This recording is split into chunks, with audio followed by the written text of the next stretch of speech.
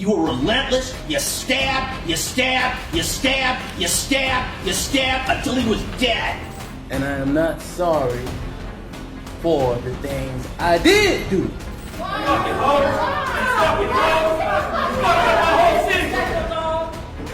should have killed you, bitch. Jeremy Christian, born on May 3, 1982, became an internet sensation when he was charged with stabbing and killing 23-year-old Taliesin Murden Namkai Mech and 53-year-old Ricky John Best and fatally wounding 21-year-old Micah Fletcher. On May 26, 2017, Jeremy Christian stepped onto a Max light rail train in Portland, Oregon, when he spotted two black students, one of which was wearing a hijab, and started throwing insults at them of a racial and religious nature. When the passengers tried to intervene, Christian pulled a knife from his pocket. In the next 12 seconds, he viciously attacked the three men.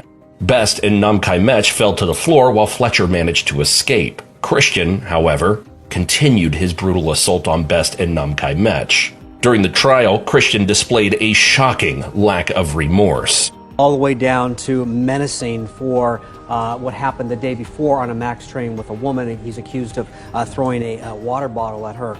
During the victim impact statement, the first victim, Demetria Hester, expressed her disgust for his crimes. But what happened next shocked her to her core. I blame the system for creating and facilitating people like Jeremy, and then we, the community, have to deal with them. In my case, the white supremacists got special treatment from the police. The police officer Gatsby believed the assault was made by the assailant. He didn't believe me or the two Chinese supervisors. The police captured, not killed, a racist white supremacist known to the police. Holding the bloody knife, he attacked and killed people with while drinking wine from his Gatorade bottle. And to Mr. Jeremy Christian, your mom should have swallowed you. You are a waste of breath. And when you die and go to hell, I hope you rot. Christian begins hurling insults at Hester. The judge immediately reprimands him, but Christian shows no signs of stopping. See you there, bitch. No, hey. Go back to Tennessee, too. What do I tell you? Go back to Tennessee, too. You can. We don't want you here. All your race-baiting bullshit. As Christian's behavior escalates, the judge orders him out of the court, but he crosses all boundaries. You ain't gonna be better either, bitch. You fucking hoe. You fucking hoe. You fucking up my whole city. George Floyd. George Floyd. I should have killed you, bitch. I should have killed you, bitch. Everybody knows you're a liar. Everybody knows you're a liar, huh? Following his exit, Hester is helped down from the stand as the judge tries to calm the situation.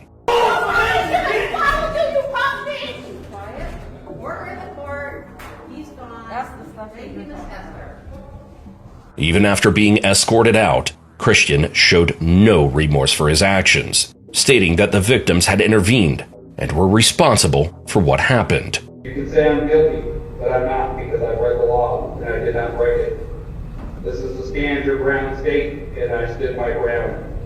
And to Michael Fletcher personally, I hold no ill will. You chose violence, I chose violence. People died, you survived. I understand your feelings of guilt. You should apologize to the families, not for not being there, but for being the main contributor of their deaths. Once you accept that, Christian was convicted of hate crimes and the murders of two men and was sentenced to life in prison. He was given 2 life sentences and 25 additional years. On count 5, intimidation in the second degree, the verdict is guilty. On count 6, intimidation in the second degree, the verdict is guilty. On count 7, unlawful use of a weapon, the verdict is guilty. On count 8, menacing, the verdict is guilty. On count 9, intimidation in the second degree, the verdict is guilty. On count 10, assault in the second degree, the verdict is guilty. On count 11, unlawful use of a weapon, the verdict is guilty. And on count 12, menacing, the verdict is guilty. Is that an accurate reading of your verdict? Our next case takes us to Jackson County Circuit Court in Jackson, Michigan, where a woman is convinced that not only can she brutally murder her partner, but can also get away with it. This is Camia Gambit, a 31-year-old woman who became famous for a high-profile criminal case in which she was charged with the brutal murder of her boyfriend, 38-year-old Marcel Hill, in Jackson, Michigan. The couple had been living together in Michigan for 10 months before Gambit, in a blind rage, stabbed Marcel to death. She had trashed the whole house and used several items, including a frying pan, a knife, and a broken floor lamp as weapons. When the police arrived at the crime scene, Marcel was dead and Gambit was covered in blood. Officers described the crime scene as exceptionally violent, but this wasn't the most shocking aspect of Gambit's story. Gambit's case went viral due to her shocking attitude in the courtroom. Abuse can come in all forms, regardless of gender. In Jackson, Nick Perot, 6 News. As Marcel's aunt delivers her victim impact statement, Gambit can be seen laughing and smirking. Also remember the cries of help that he screamed as you plunged that knife in and out of his body. Her behavior doesn't sit well with the judge, who orders her mouth to be duct taped. And you're going to shut your mouth or I'm going to have some duct tape put on it. Well, he attacked All right. We'll wait here for a moment so we can get her quiet. But even this doesn't stop Gambit from delivering this final statement that surely sends the judge over the edge. Basically at trial, the way I was portrayed, mostly everything was lies. There was a little bit of truth, but mostly I was convicted off of lies. Fed up with her antics, the judge sentenced her to life in prison without the possibility of parole and said the following words that were sure to silence Gambit. You were relentless. You stabbed, you stabbed, you stabbed, you stabbed, you stabbed until he was dead. I agree with the family. I hope you die in prison as well. You know, if this was a death penalty state, you'd be getting the chair. Our last case looks like a scene straight out of Law & Order, as Ronnie O'Neal III tries to prove his innocence in a very unconventional way. This is Ronnie O'Neal III, known for a highly publicized and gruesome crime that took place in Riverview, Florida. In March of 2018, police arrested O'Neal for brutally murdering his girlfriend, Kenyatta Barron, with a shotgun and a hatchet. But the horror didn't end there.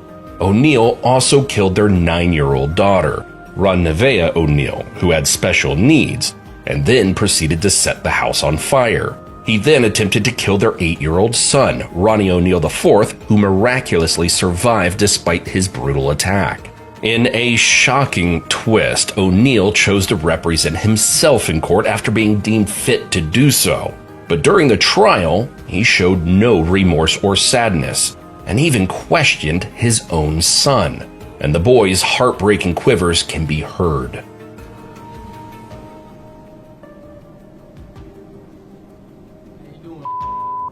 Good. It's good to see you. Good to see you too.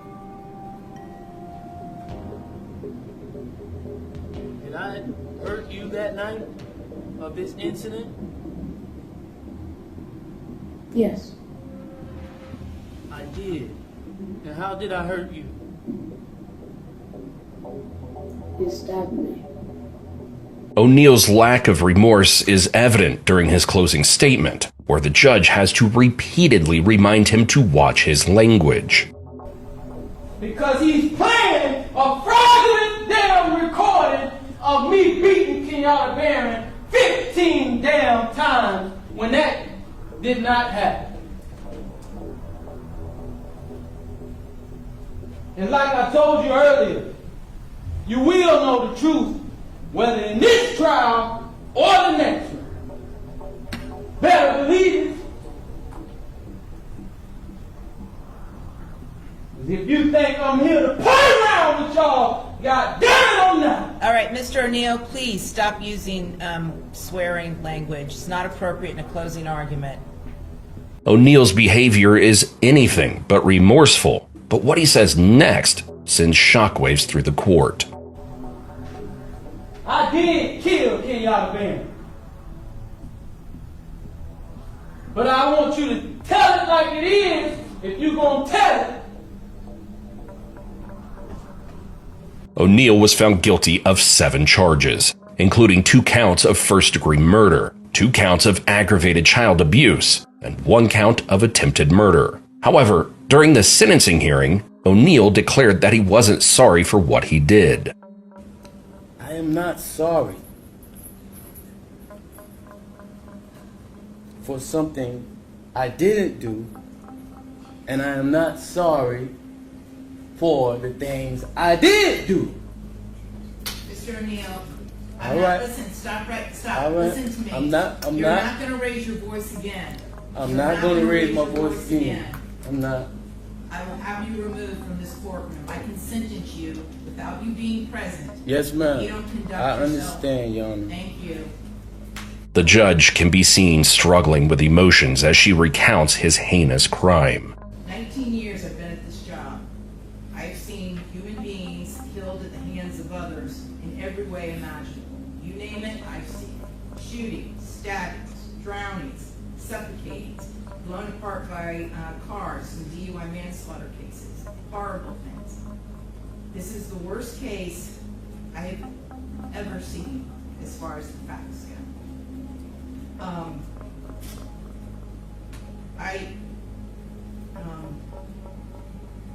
when the person from fire department, when he testified, and when he said that he retrieved the body of Ronivia O'Neill from the home, and all he could do was sob. It took every ounce I had not to start sobbing too. On July 23, 2021, Ronnie O'Neill III was sentenced to 3 consecutive life sentences without the possibility of parole, plus an additional 90 years for the aggravated child abuse and arson charges. As seen in this video, top 3 killers who showed no remorse for their victims, these moments are deeply unsettling and unforgettable. We hope you found this video interesting. If you did, please don't forget to give it a thumbs up, share it with your friends, and subscribe to our channel for more incredible stories like these. If you have any stories or topics you'd like us to cover, feel free to leave a comment below. Thanks for watching, and we'll see you in the next video.